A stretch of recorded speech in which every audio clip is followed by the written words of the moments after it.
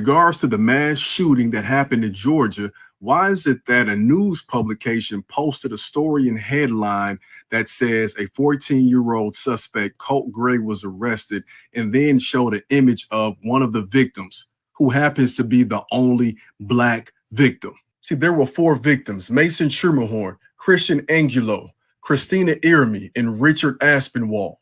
Somehow, someway, when that publication published their story, the thumbnail that was chosen was of Mason, one of the victims. And whoever tweeted this story out knew that and still mentioned the person who did the shooting, which would cause people who aren't going to click on the article, which is most people, to assume that this young black boy, rest in peace, was the one who did the shooting. And because the media subconsciously teaches us through the news and through TVs and movies by showing us as criminals and thugs more than any other group, when we see images like this paired with headlines like that, we'll have a case of confirmation bias. Meaning, because we were already programmed to associate blackness with criminality, we won't bat an eye or second guess that this might be the wrong image when we see a headline such as that connected to a shooting. And you might be wondering, like, yo, who is this 14-year-old child named Colt Gray who did this mass shooting? Well, on Twitter, X, whatever, Elon's app, when you put in Colt Gray, nothing comes up. You can only find results when you put in his first name, Colt. And the only reason we have a picture of this 14-year-old boy now is because someone who was in third grade with him posted a yearbook picture. So this is him at like probably 8 or 9 years old. And need I remind you that Colt Gray was taken alive. He was arrested. Now, what do you think would have happened if Mason did that? Rest in peace to all the victims. In regards, Welcome to the National Newspaper Publicists Association's Let It Be Known. Indeed, indeed, indeed. I saw that. I see Dr. Nicole says I saw that. I knew they did that on purpose. Yeah, that there's no excuse for that anymore, except that they do it on purpose. They absolutely do it on purpose. And this was especially egregious. The victim, as my man said, the only black victim, and they make him out to be the perpetrator. That was absolutely insane. Um, couple of things. I'm not laughing at that. Obviously, I'm laughing because I'm looking at Aunt Pam on there, and Aunt Pam says that we always on CP time with the show, and she's a little bit unhappy that we're not starting at 7:30. That we're starting around. So she's like, "Listen, y'all better get it together." Cheryl Brown says that's crazy because I thought he was the shooter. See, and that was the thing. And then David Youngblood said he thought the black kid was the shooter. Um, that's what they wanted you to think. So this whole misinformation, disinformation, lies. It's just it continues. It continues, and this is from the local television station there, where they folks there get their news. And there you have it.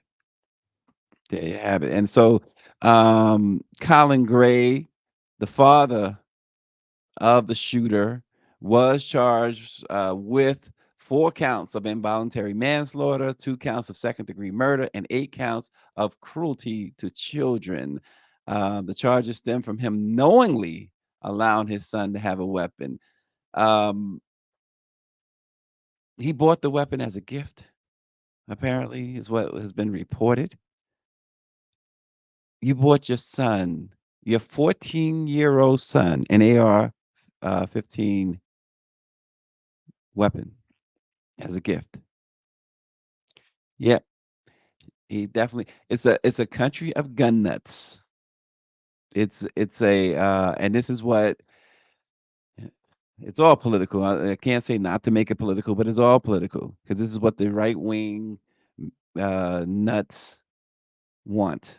The gun nuts, the MAGA folks, they've been arming folks since Obama, really, but certainly the emergence of the reality TV star named Trump in 2015. He is absolutely single-handedly turned this country around, turned it into a brutal place. Somebody said who was it, Jay yesterday, said he's been to all these different countries and feels least safe in the United States. Yeah, Cheryl, he did. He said he bought it for a birthday present. Power 96 said they can share prison cells together, but they Trump certainly he has made this he has what he has done, and he has awakened the ghost of the KKK, the ghost of slavery, the ghost of Jim Crow, the ghost of all of these um, reconstructionists. Um, he's lit that fire. He knew exactly what he was doing. He knew what would work, and he, along with his master, Satan the devil, has turned this country into uh, just a war zone.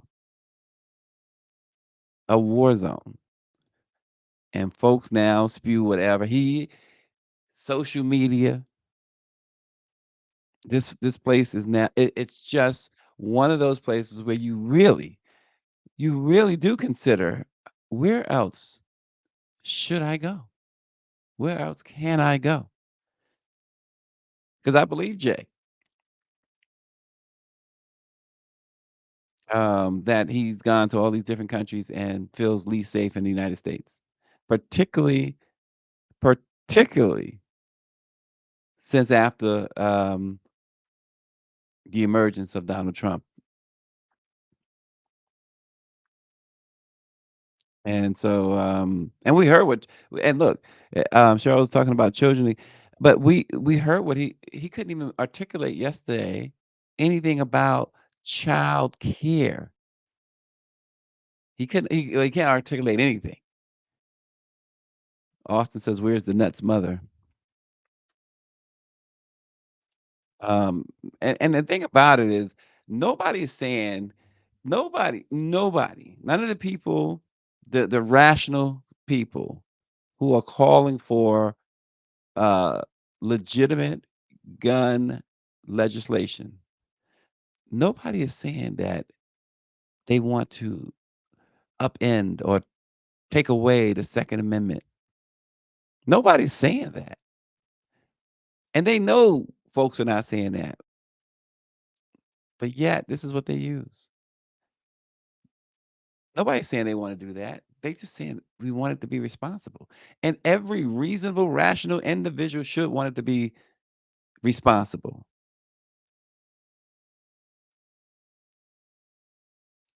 96 says, as long as we have some black people believing Trump gave them a STEMI or PPP loan, some will continue to be in denial. Cheryl Brown says, it's the new Jim Jones won't take Mega to the Kool-Aid and they gonna drink it. Well, yeah, and I've been calling him, Barrington calls him Orange Jesus, folks call him Orange, whatever, Agent Orange. I've called him the latest version of Jim Jones. And there is no doubt, and it was already proven. About drinking the Kool-Aid. You remember during the pandemic, he told people, well, drink some bleach. And there was some who actually drank bleach because the orange man said drink bleach. There's no doubt that at his rallies, no doubt if he passed out some cyanide in the Kool-Aid, no doubt nobody would survive. They will all drink it. They will all drink it, and he will walk off to the next rally and do the same thing. There's no doubt.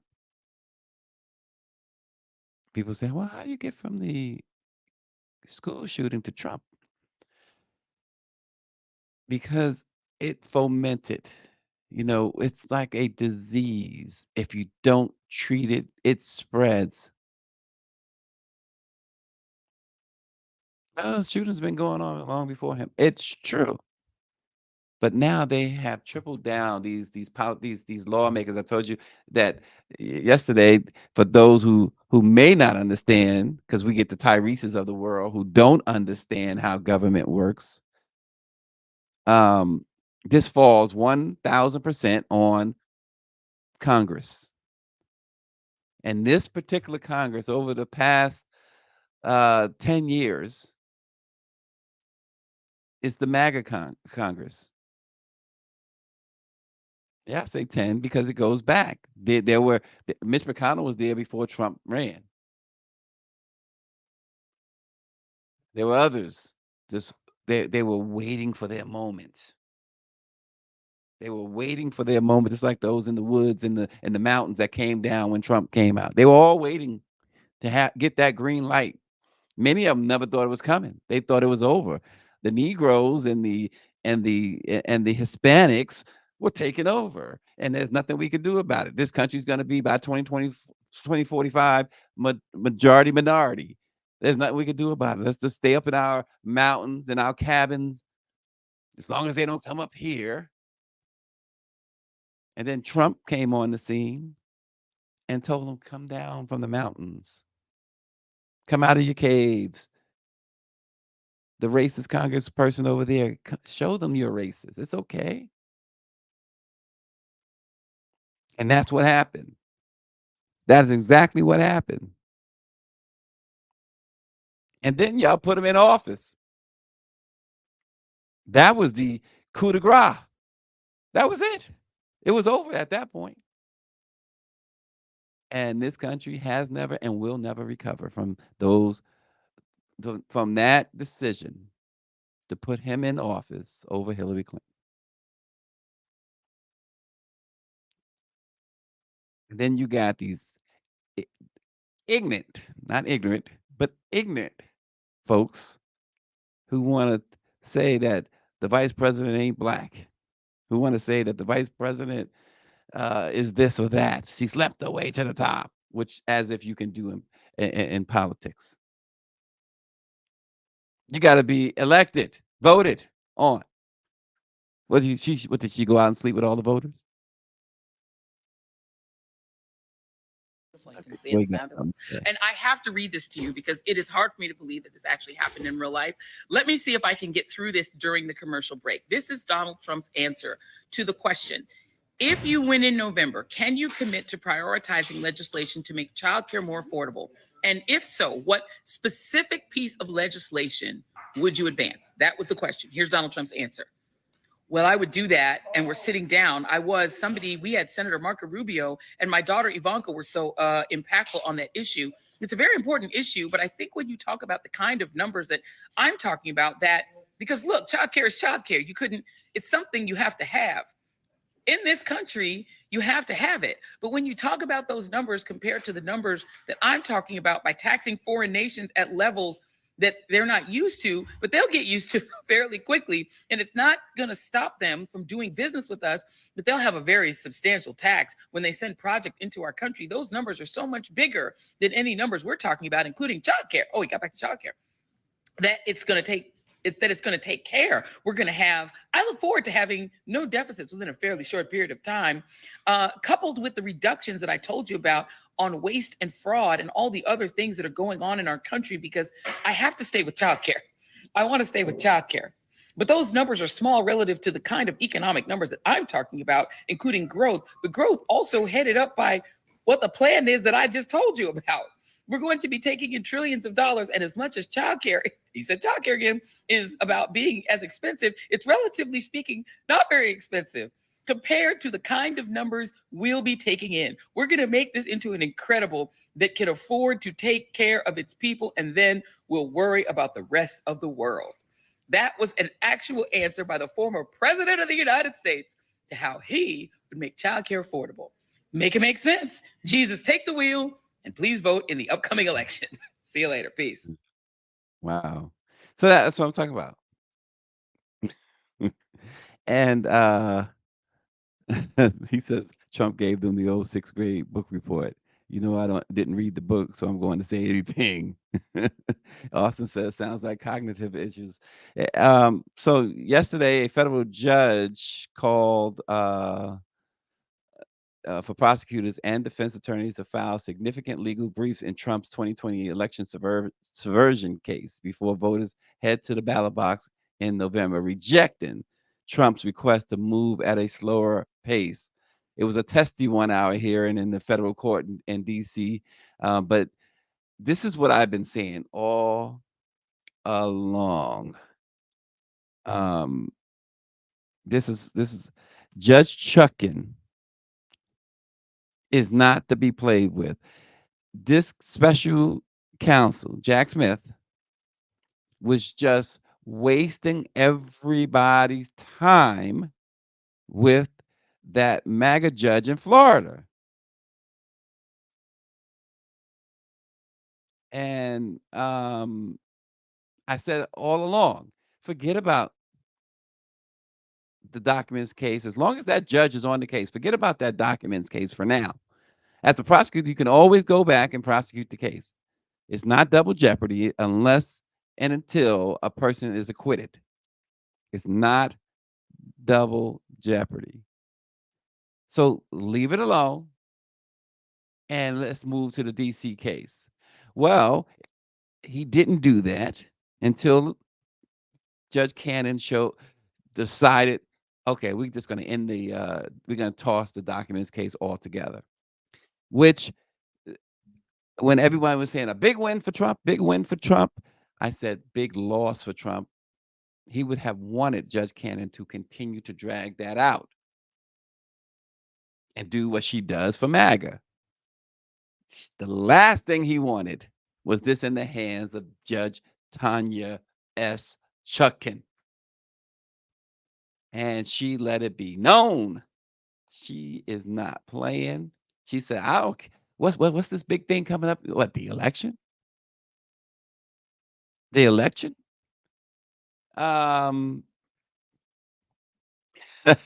She said that has nothing to do with my courtroom, and nor should it.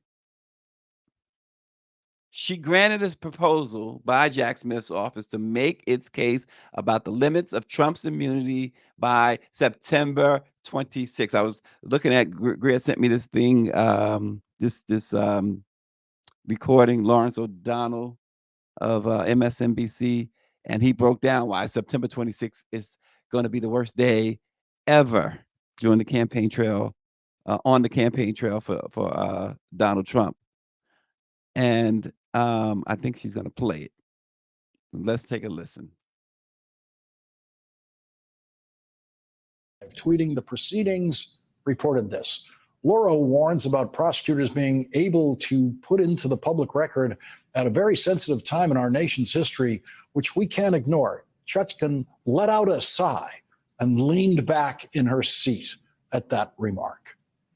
Adam will describe that moment more fully for us, but here is how it appears in the transcript. Mr. Lauro, well, it's incredibly unfair in the sense that they're able to put in the public record at this time, very sensitive time in our nation's history, the judge, Mr. Lauro, which we can't ignore, that they're able to, basically load up on what they think this case is about without our ability to meet those factual assertions with the right to cross-examine. John Lauro will have the right to submit a written reply to the prosecutor's written description of the evidence against Donald Trump. That written reply is due October 17th. A minute later, when John Lauro once again referred to, quote, this sensitive time, Judge Chutkan had enough. Judge, wait, Mr. Lauro, yes, the judge. Let's just discuss what the sensitive time is. I understand there is an election pending, and I've said before, and I say again, that the electoral process and the timing of the election and what needs to happen before or shouldn't happen before the election is not relevant here. This court is not concerned with the electoral schedule. Yes, there's an election coming, but the sensitive time that you're talking about, if you're talking about the timing of legal issues and the timing of evidentiary issues in relation to when the election is, That's nothing I'm going to consider. The Trump team tried to throw another distraction at the judge that did not work. John Lauro told the judge he wants to file a motion to dismiss the case on the basis that Jack Smith's appointment as special prosecutor is unconstitutional. Justice Clarence Thomas was the only Supreme Court justice, that's 1 out of 9, who noted in his written opinion on the immunity decision that he also believed Jack Smith's appointment is unconstitutional. The opinion of one Supreme Court justice that is not part of the ruling in the case is, of course, immaterial, but it was enough for Donald Trump's favorite federal judge, Aileen Mercedes Cannon, who Donald Trump appointed, to reach the decision that Jack Smith's appointment was unconstitutional and thereby dismiss the criminal case Jack Smith brought against Donald Trump in Florida for illegal possession of classified documents and violations of the Espionage Act. Jack Smith is appealing that decision to the 11th Circuit Court of Appeals. The Circuit Court of Appeals for Washington, D.C. has ruled repeatedly over the years that the appointment of special counsels is constitutional. That means that Judge Chutkan is bound by the rulings of the appeals court in her jurisdiction. But she has, in effect, no choice but to rule that Jack Smith's appointment is constitutional. And nothing that Clarence Thomas or Aileen Mercedes Cannon has written seems to impress her. Trump's criminal defense lawyer told the judge, Justice Thomas wrote a very persuasive concurrence that suggested that the special counsel does not have authority. And in addition, another judge, a very respected judge in the Southern District of Florida, wrote a decision dismissing the special counsel's case on appointments clause basis and also on appropriations. And it is a critical issue that now has to be decided by the court in light of Justice Thomas's interest in this issue and also in light of what the judge decided in the Southern District of Florida. It seemed Judge Chutkan could not quite believe what she was hearing. She repeated to Trump's lawyer what he was asking for, which made it sound all the more preposterous. The judge, you want to file this because there's dicta in a concurrence. There's binding D.C. Circuit precedent on this issue. You have dicta in a concurrence written by Justice Thomas, and you have an opinion filed by another district judge in another circuit, which frankly, this court doesn't find particularly persuasive. So that's your basis for seeking to file that motion. Mr. Lauro, Your Honor, we couldn't file the motion because of the circuit court decision, the judge. So is your argument that another district judge in Florida, that opinion plus dicta in a concurrence in the Supreme Court, those two things combined to warrant me going against binding D.C. Circuit precedent? Mr. Lauro, what I'm saying is that the court should consider this issue, and Justice Thomas, in effect, directed us to raise this issue and suggested that we do it immediately in light of his view in that concurrence. The judge, he directed you to do that? Mr. Lauro, well, I shouldn't say he absolutely said, do it. But when you read that opinion, it's absolutely clear that that's something that we have to do now to preserve this issue. The judge, well, I certainly don't read the opinion that way. There is no suspense on how Judge Tanya Chutkan is going to rule on that motion. First and foremost, it's laughable that they refer to Aileen Cannon as a respectable judge. And I say that not just from my opinion. Other judges in Florida are on record saying time and again that she's an absolute disgrace. She should absolutely recuse herself. They have called experts, legal experts, and other judges, her peers, have said that she should have long removed herself from the Trump case, and she refused to. And then, of course, you got Clarence Thomas with his opinion, and the fact that you saw Trump's lawyer had to correct himself immediately when Judge Chutkan said, he directed you? So is Clarence Thomas working for Trump's defense? Likely he is. Likely he is giving them direction. There's no. Yeah, I don't doubt it. But September 26th, you saw that up on Lawrence O'Donnell's screen, and we mentioned that date. September 26th is the date in which Judge Chutkan has told Prosecutor Jack Smith, Special Counsel Jack Smith, to lay out his evidence publicly. And from what everyone knows, that evidence is likely to show just how serious the crimes that the former president allegedly committed, and provide proof as to what he's done. It's almost like there's going to be this mini trial within that one day.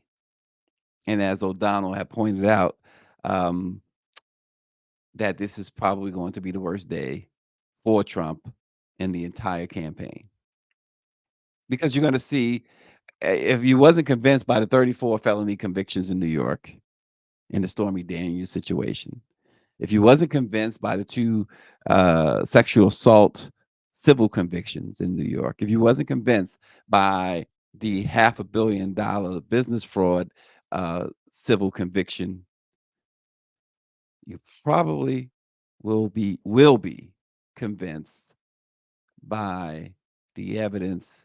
This is Chutkan has what folks are calling the January 6th case.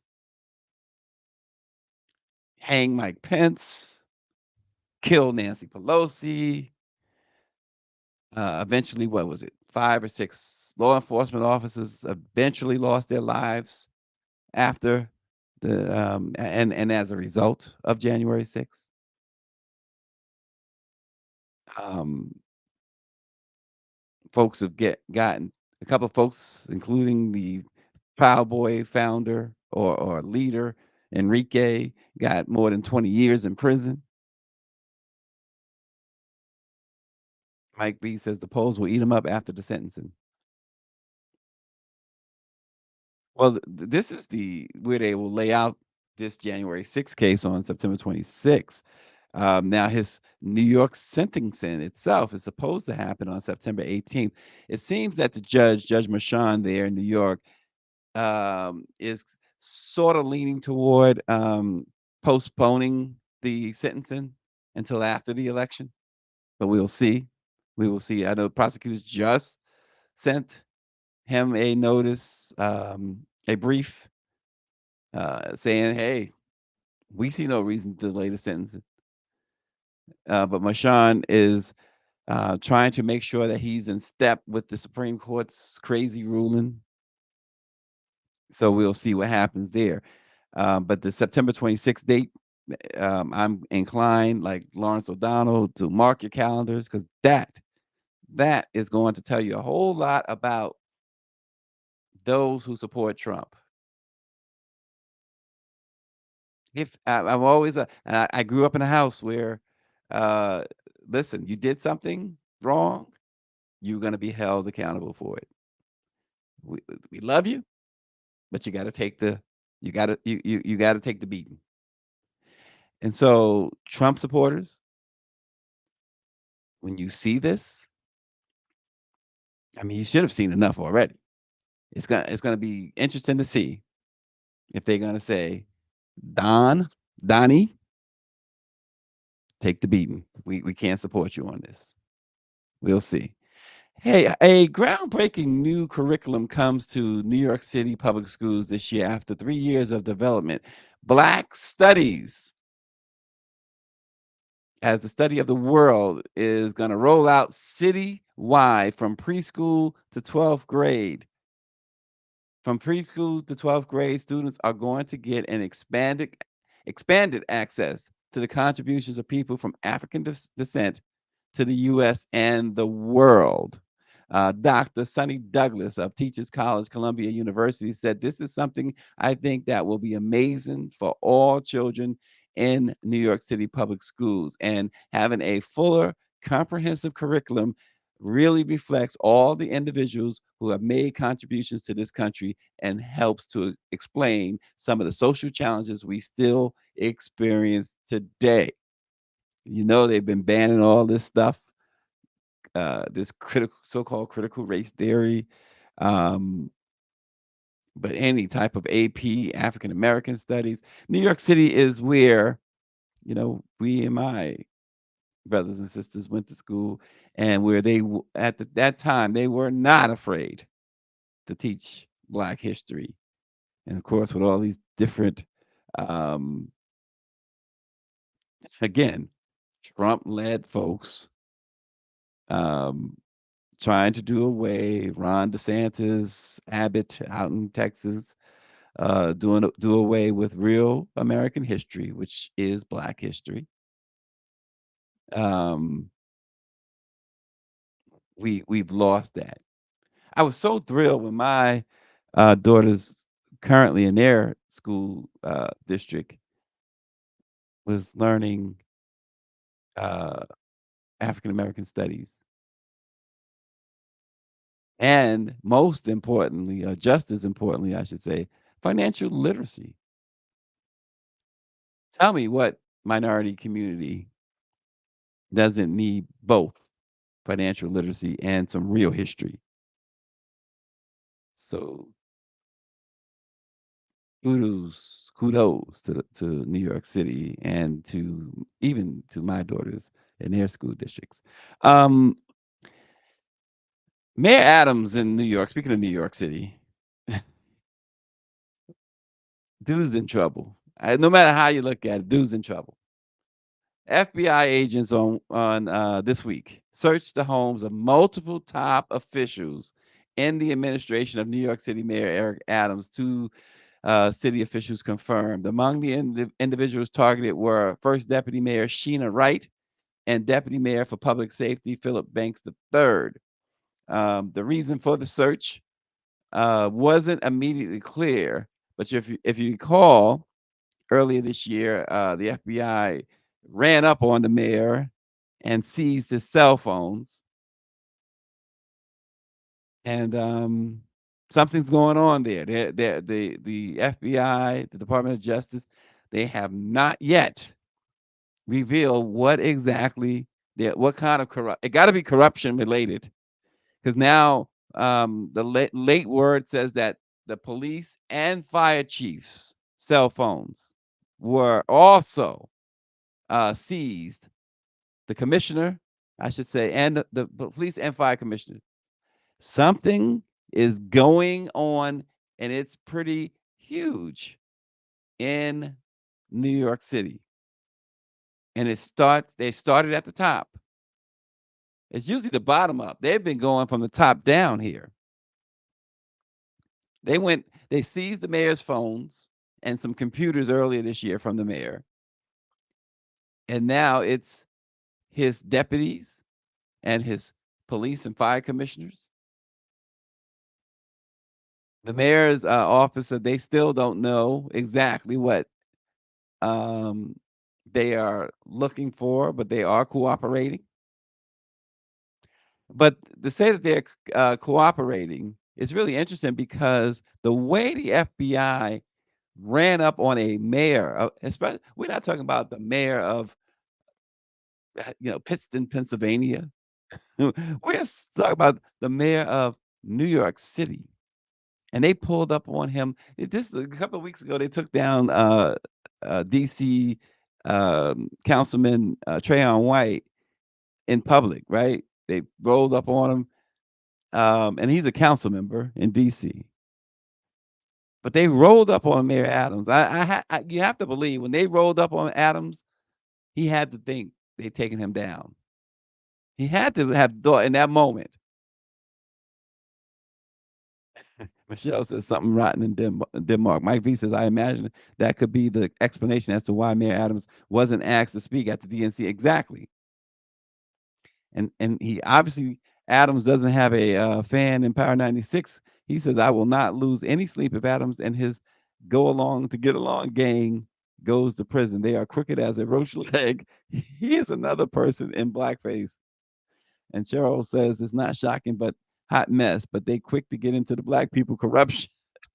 See, listen, Cheryl, black folks, Latino folks, you gotta listen. You don't have as who says it all the time? Is it Mike? Mike B says it. David Youngblood. You don't have the complexion for the protection. You cannot do what they do. To my team and all the employees in the city. We're going to comply with whatever rules, and we're going to follow the law. Veteran political consultant Hank Scheinkoff says the stakes for the mayor are high. Either this is the greatest corruption scandal since the third Koch administration, which is the most corrupt administration since Jimmy Walker, or it's nothing. That's what we're going to be seeing over the next few months. So refreshing to hear him say how corrupt Ed Koch was. You know, they even named, I think, what is it, one of the highways after Ed Koch. I never liked that guy, and he was the mayor for what, three terms, 4 terms. I mean, that guy, that guy got away with so much, and they're saluting him today. Not to mention, we don't even want to get into Giuliani stuff. It says, but folks voted. Mike V says folks voted for Mayor Adams, so apparently folks like him enough to cast their ballot. Well, 76 million people voted for Donald Trump in 2020. He says somebody done messed up the church's money in New York. Something happened in New York. We're gonna find out. I'm pretty sure we're gonna find out soon. But I will say this about Eric Adams. He's been out front and center. He hasn't hid. He has been front and center ever since he got wind that something was amiss, that the FBI, the Department of Justice was on his trail. I don't even think he was at the convention, David. You didn't see him. I didn't see him. David was at the convention. I don't think he was there. David Youngblood is right. And then was he even at the convention? But he has been on his job, though. Oh, okay. So David Greer says he was there. She saw him. Okay. So there we have it. He was there. He was, as some will call it, incognito for the most part. He certainly was not on the stage, right? But he was apparently in Chicago. Okay. Like I said, he has not. I will give him this. He has not hid. He is definitely not hid. Listen, Hunter Biden's lawyer, they pleaded guilty. Hunter Biden, his lawyer, after consulting with his lawyer, he pleaded guilty to all these tax charges. And prosecutors had alleged he didn't pay at least 1.4 million in taxes on time and evaded other taxes while spending millions on a lavish lifestyle. 3 felony counts he pleaded guilty to. He is scheduled to be sentenced in December. I said it before, I'll say it again. And now Karine Jean-Pierre, the White House spokesperson, said that President Biden has not changed his stance that he will not pardon his son. I find that very, very, if not hard to believe, absolutely absurd. Biden is leaving office. By December, the election will have been decided. And he must be a senile, grumpy, despicable old man if he allows this political prosecution of his son to let him do prison time. That's all I'm going to say. People say, well, maybe you don't have all the facts. Maybe not. Maybe not. But I do know that he had a plea deal. It was agreed to a year ago. And a Trump-appointed judge dismissed that plea deal, ripped it up, and said, nope, you're going to trial. And so, right, Cheryl, but Trump can get away with his taxes. So what I'm saying is that the president is on the clock. And remember, the Supreme Court said you're a king. Supreme Court said that you can do whatever it is that you want. And he didn't need the Supreme Court to tell him he could pardon his son, though. That, I mean, I don't know Hunter Biden from from Joe Smith, but I'm telling you, if Joe Biden, the president, allows his son to be placed in federal custody in December, then to me, it makes him a terrible, terrible old man. Terrible.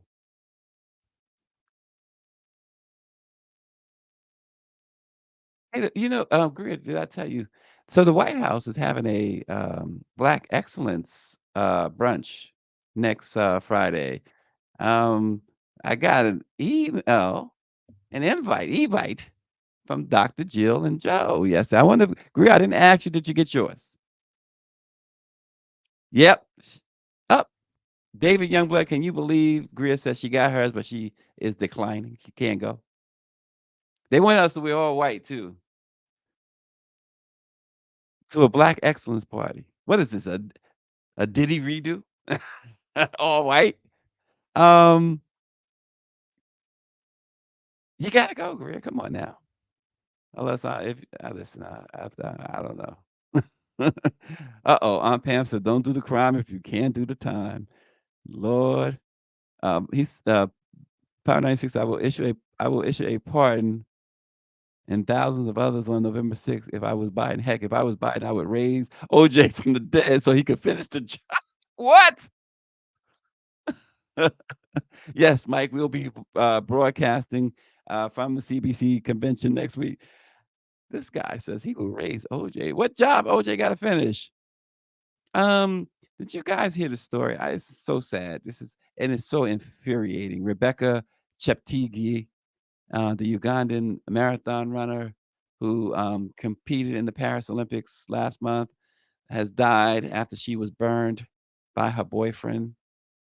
I mean, this is absolutely, and they talk about femicide in some of these African nations, and this is absolutely horrible.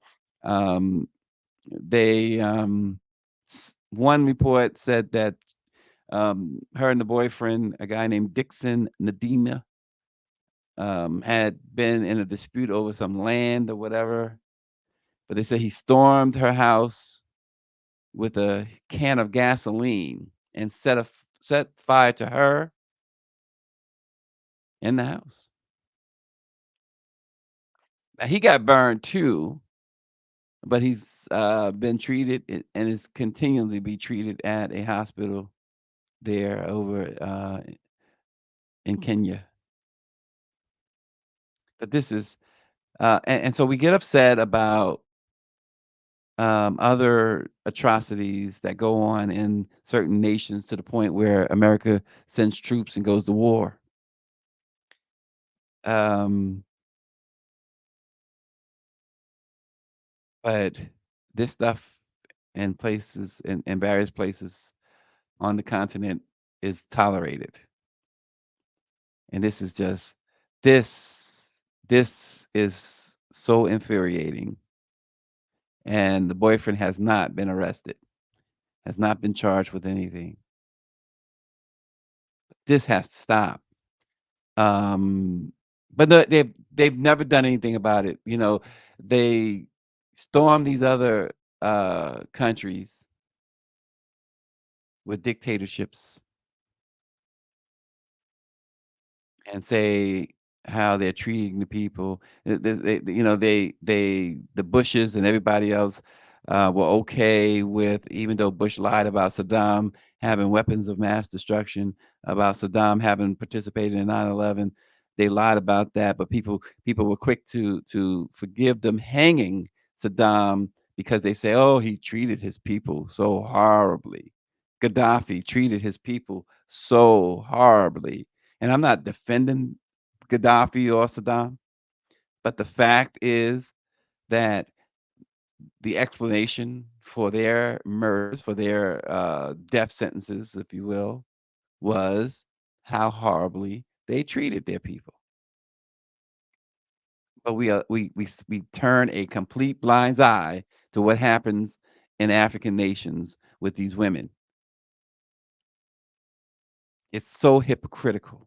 The hypocrisy has always been there, and it's not just the Biden administration or the Trump administration or the Obama. It's every administration.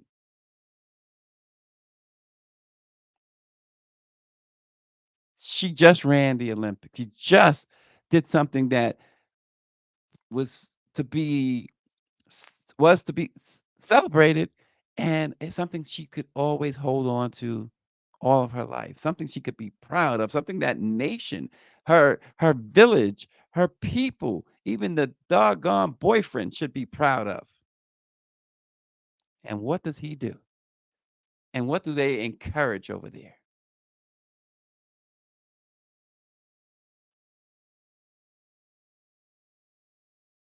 It is whew.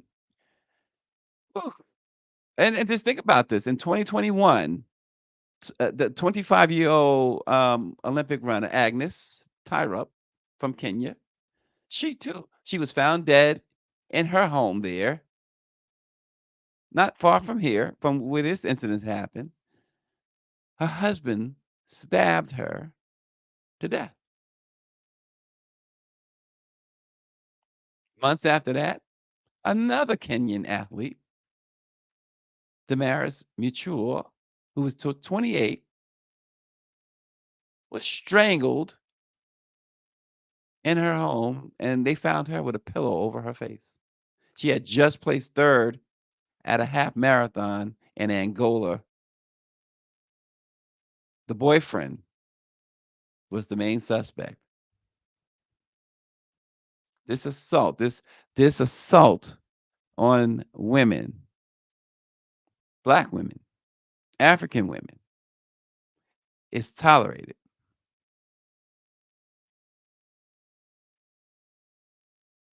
And I didn't hear no statement from the White House. I didn't hear no statement from uh, any congressman, senator. I didn't hear nothing. Nothing. Let it have been somebody from England or Canada. Oh, the outrage would be palpable. This is absolutely, absolutely hypocritical. The hypocrisy is real among American politicians. You got to be a hypocrite to be a politician anyway, right? You got to be.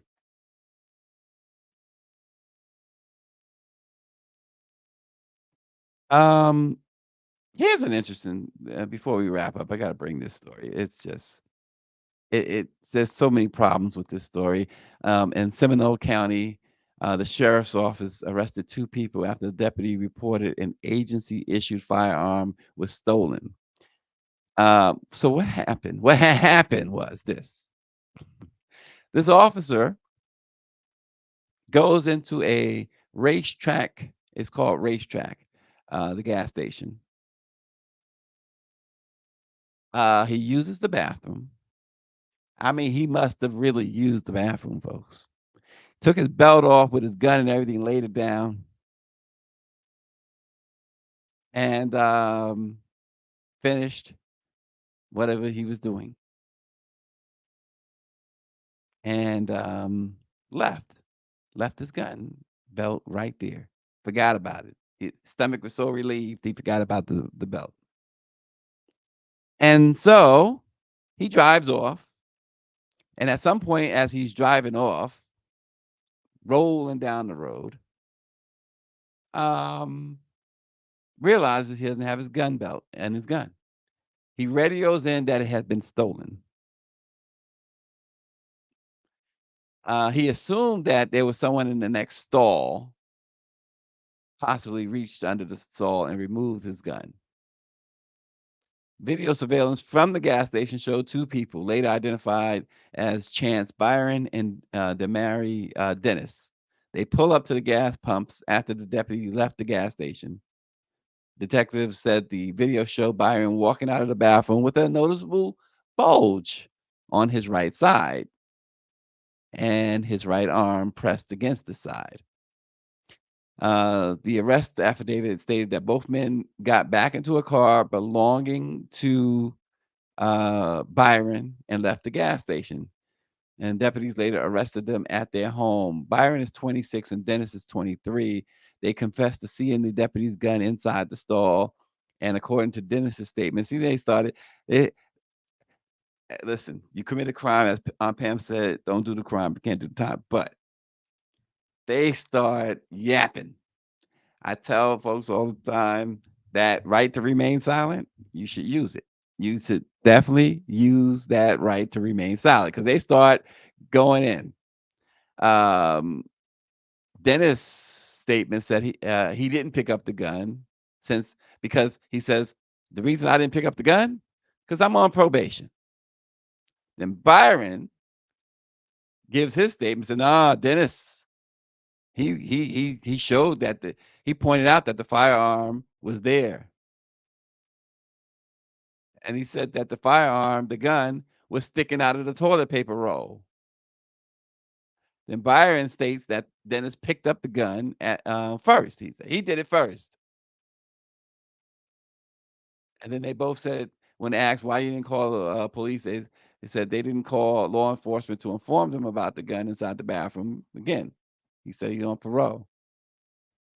So they are facing charges that include grand theft of a firearm, failure to report lost or abandoned property, and dealing in stolen property.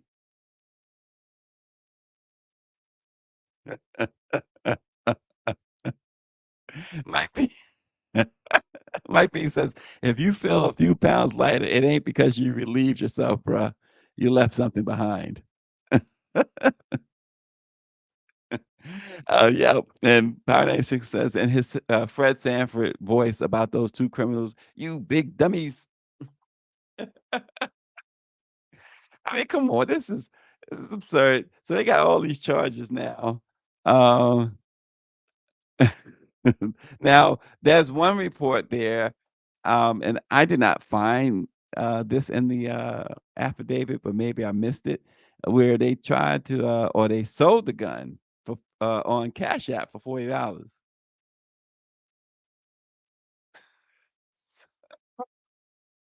Listen, that deputy should have a problem with his higher ups.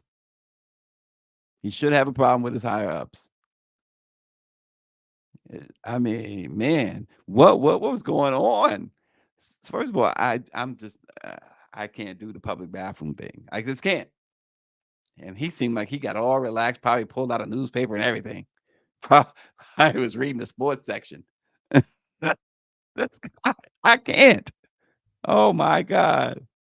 And they don't right. And they don't you don't see the cop's face. They don't even say his name. You don't see the cop's face at all being broadcast. This guy, he sits down there. I just can't do it. I cannot do it. I can't do it. The cop was a dummy too. Exactly.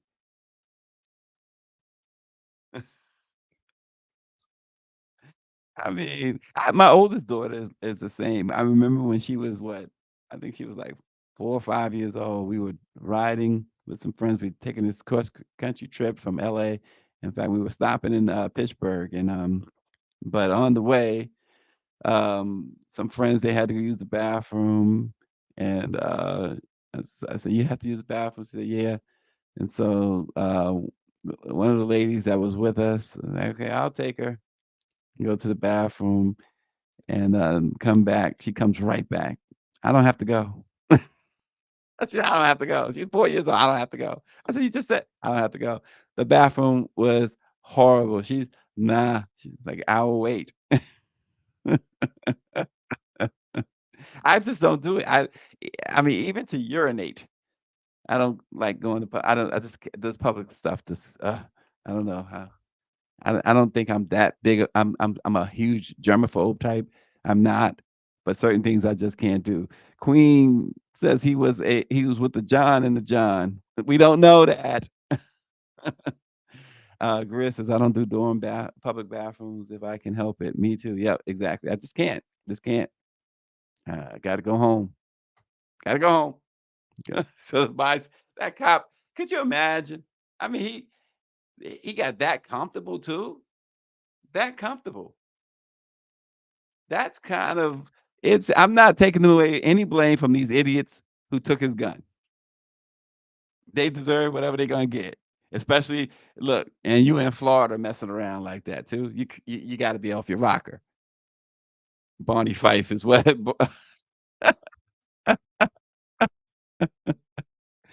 Oh man, Jana says hi. I'm new. Hi, Jana. But yeah. I listen. Enough of this bathroom stuff. I haven't even eaten breakfast yet. I need some breakfast, guys. Ladies and gentlemen, boys and girls, thanks so much for watching. Let it be known. Subscribe to our YouTube page, LIBK-News. Yep, next week is the Congressional Black Caucus the Foundation's annual legislative conference. We will be on the scene at the Walter E. Washington Convention Center and around DC. Remember, too, that the debate is Tuesday. So we'll be bringing you a lot of stuff on that and the CBCF, as well as on next Thursday, the NMPA's annual National Leadership Awards reception, saluting excellence and leadership. It's going to be at the Conrad, September 12th, 7 p.m. Eastern Time. If you're in town, grab a ticket. It's free. They even have food and drinks there, too. I mean, it's one of the preeminent events at the CBCF's week. So drop on in, saluting excellence, and there are some of the awardees in that picture. The Honorable Lavanza Butler, AP Powell. Like I told you yesterday, AP Powell is one of those guys you should try and meet. And very approachable guy, somebody that is from Phoenix, Arizona, the Hero Zona Foundation. We'll see if Senator Reverend Warnock will show up. Yeah, I'm calling it out like it is. Will you show up to receive the honor from the Black press of America? You know, some of these Congress people, Black or not, I don't care who they are, they're kind of funny on that stuff. Power 96 says we need some moonshine to lure him there. There'll be something that will taste like moonshine. I'm telling you, trust it. But come on out, and we'll see you then next week, and we will see you on Monday with more. Let it be known.